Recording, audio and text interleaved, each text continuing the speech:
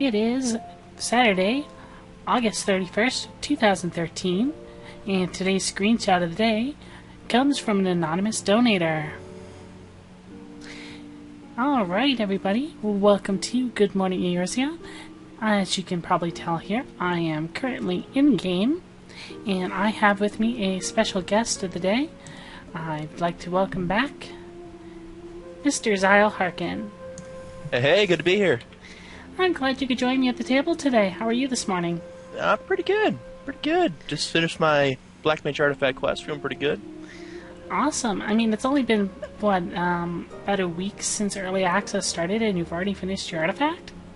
Well, I had it pretty much all done from 1.0, but I was missing the body, so I had to go blow through all those again.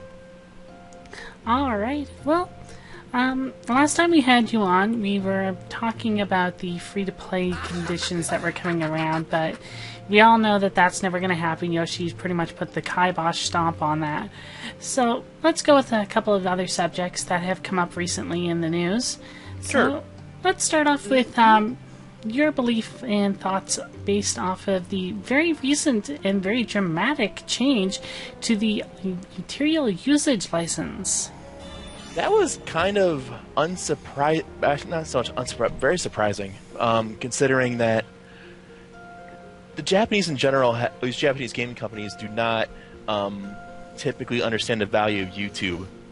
This is coming from the Sega Phantasy Star, not Phantasy Star, I'm sorry, Shining Force Blitz they had a while ago, where even speaking of Shining Force 3 in a video was met with a DMCA takedown and copyright strikes on the accounts. And this is spread to Square Enix not allowing monetization of videos. This has led to Sega now not allowing monetization of Total War, the new one.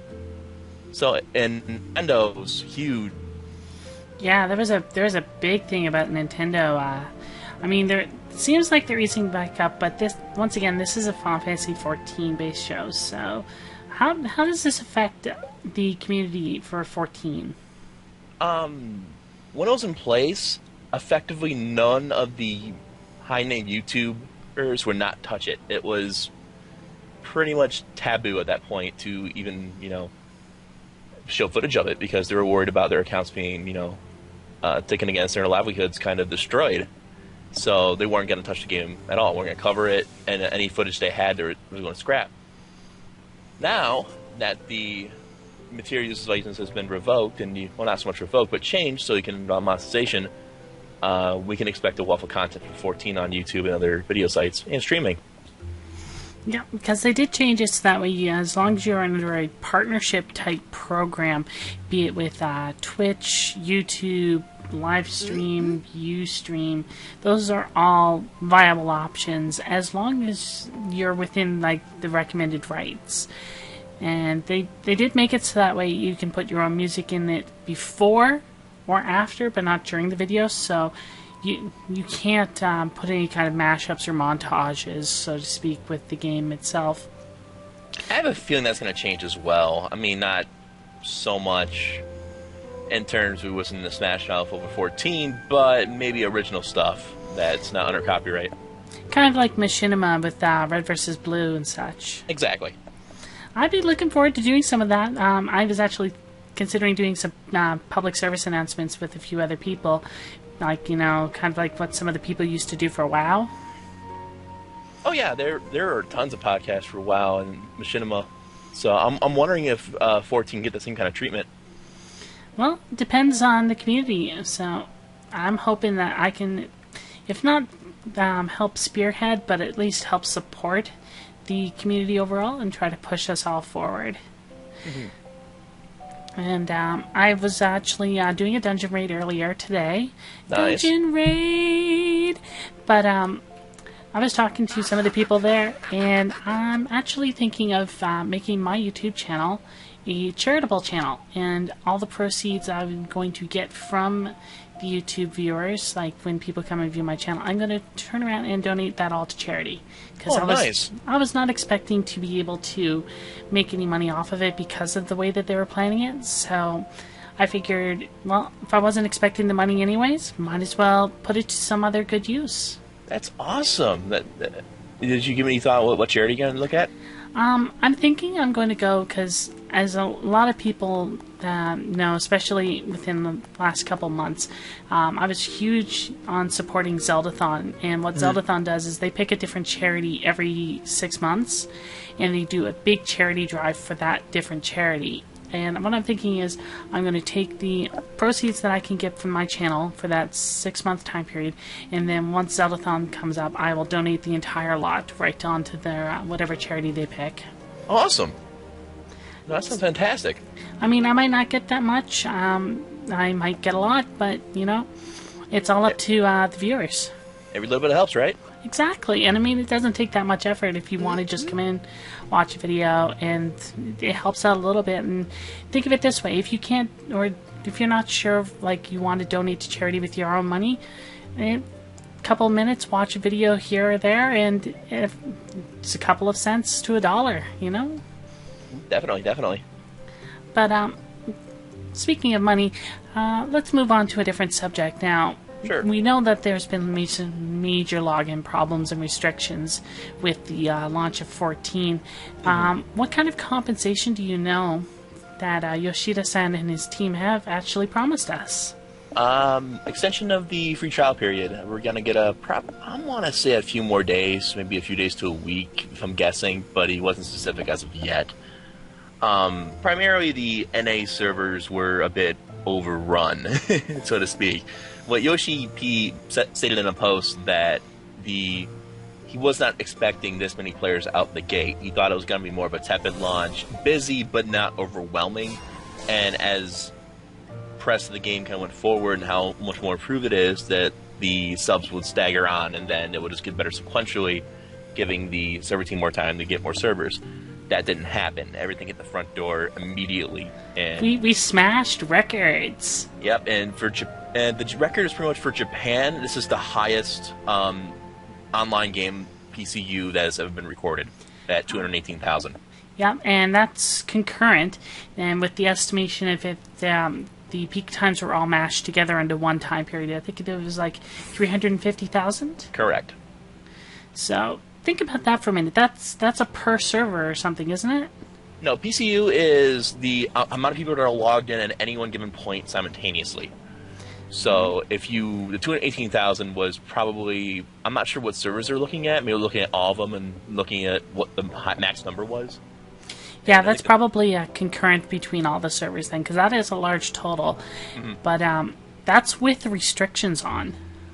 Right. I think the restrictions are currently set. If I want to guess, Yoshi said the server cap was 5,000 before the server started throwing a fit. I'm guessing it might be slightly under that at this present moment, just to make sure the servers stay stable.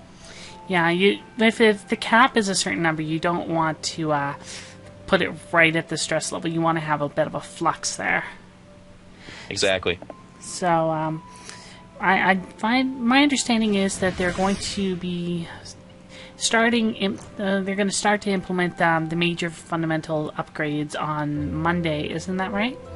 Actually, they're already starting doing that from what I read. The servers are in and testing is already being done. They're hoping to have the final bit of it implemented on Monday, and by early next week we should start seeing results. He stated, I'm not sure if it's a lost in translation kind of thing, but he stated that he was adding new worlds in addition to adding capacity to the existing servers. I don't know how that's going to work out. If it's just going to be new worlds, are we going to get transfers onto them? Are they going to be freebie transfers to go to those worlds? Or is he just adding capacity? Is he just adding, breaking that 5,000 limit, something a little more higher? That we don't particularly know. Knowing how Yoshida works, it's probably going to be a combination of both that the new, my hope. Yeah, both new servers and expanding the existing ones. Because let's face it, some of the existing ones have such a strong community, and when you have a strong community, they want to bring their friends into existing servers.